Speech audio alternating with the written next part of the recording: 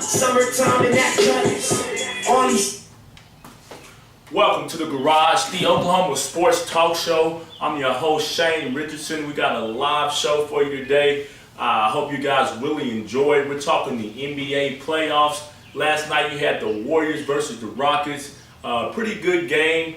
Everybody's worried about the referees and what they was going to call, if they was going to call this, if they was going to call that. To me, the refs didn't let the players play. They called a lot of ticky-tacky fouls. But for the most part, it was pretty officiated pretty good.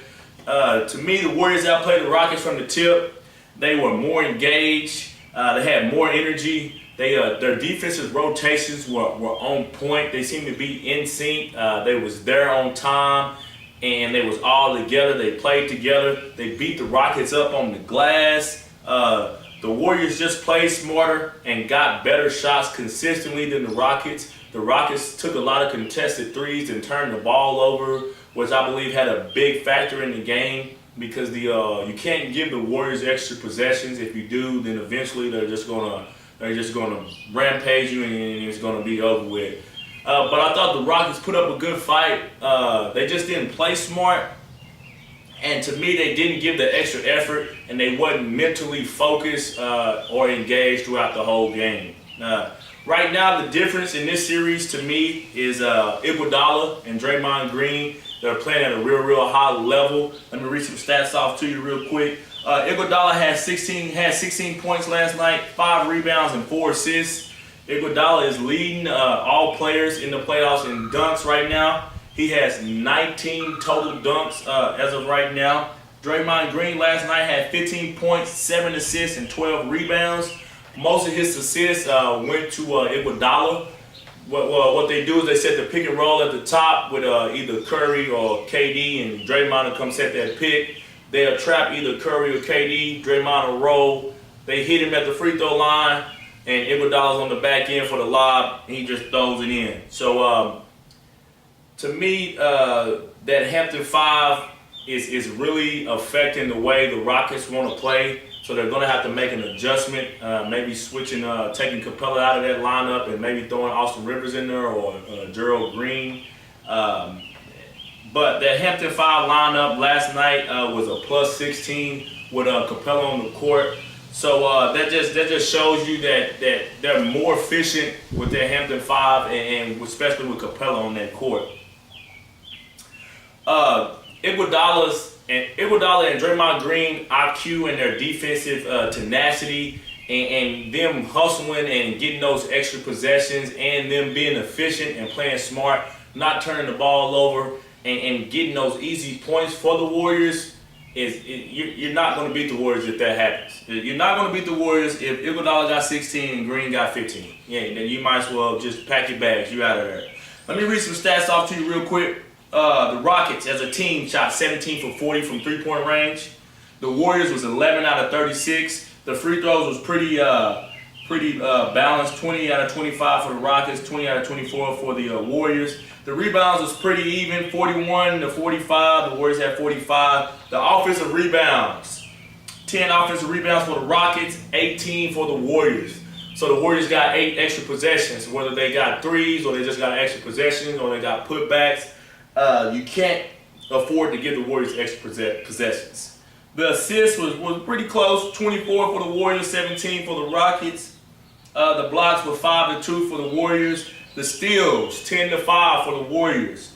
Turnovers, Rockets had 17, Warriors had 12. So that's 5 extra possessions for the Warriors. The points in the paint, 36 for the Rockets, 42 for the Warriors. So the Warriors won that battle as well. The Warriors pretty much, I wouldn't say dominated, but they pretty much had control of this game from the jump. I know Harden went out, he hurt his eye, hurt both his eyes, couldn't see. But, you know, it's the playoffs. You got to play through it. You got to figure out a way to will your team to victory and figure out a way. But Chris Paul is definitely going to have to be more aggressive if the Rockets are going to win a game. If they don't win game 3, they're swept. But Chris Paul is going to have to be more aggressive, and they're going to have to put the ball in Chris Paul's hand a lot more because Chris Paul is their true point guard. He makes sure everybody touches the ball, and he gets you in a good set, and he gets you in good position to score. Harden could do the same thing, but he doesn't do it consistently. He's too worried about hitting that step back three or shooting all those threes. I think he should get off the ball some, and they need some player movement. They need some ball movement, some back picks and some stuff like that to make the Warriors play defense for a whole 24 seconds, or make them play defense for 15 seconds instead of just running down there, holding the ball, and then going ISO. All right, moving on. So you got the Bucks and the Celtics last night. The Bucks evened up that series last night. Man, what a great game for the Bucks. The Celtics didn't seem to be there. They got ramroded in that third quarter. The Bucks just took it to the Celtics last night. The defense was on point. Held Kyrie Irving to 9 points. Jason Tatum to 5 points. Bledsoe was in attack mode, but had really good defense on Kyrie that led to some easy points for them. Chris Middleton was bombing threes away. He just seemed to just every time he caught it was just wet. Greek the Freak, MVP. He was definitely the MVP last night. Attack mode. He had that look in his eye from the tip, like he wasn't letting his team lose. And that kid is just so nice. But as a whole, the Bucks just played way better offensively and defensively than the Celtics. I don't know, for whatever reason, the Celtics, maybe they thought they already got one game, so they good now. But the Bucks knew it was do or die for them, so they came out like that with that intensity, with the backs against the wall, and they came out swinging. The game really got away from the Celtics in the third quarter. They only scored 18 points, and the Bucks scored 39 points. So that kind of opened up the floodgates, and the Celtics were never able to get back in the game. Let me read off some stats for you. Morris for the Celtics had 17 points, Tatum 5, Horford 15, Brown 16, Hayward 5, and then Kyrie had 9. You're not going to win too many games if Morris is your leading scorer with 17 points. Kyrie and Tatum and Hayward definitely have to play better, and I expect Kyrie definitely will. I don't know about the other two guys. Hayward's kind of on and off, and Tatum been struggling this whole year trying to find his little niche with the Celtics again. But definitely Kyrie will definitely come back and try to will that team to a victory in Game 3. Let me read off some stats for the Bucks. Greek the Freak, 29 points. Chris Middleton, 28 points. Bledsoe, 21 points. And Lopez, 10 points. The Celtics definitely going to have to slow one of those guys down. But if all three of those guys are 25, 20 points, you're not going to beat that team because they play really, really good defense.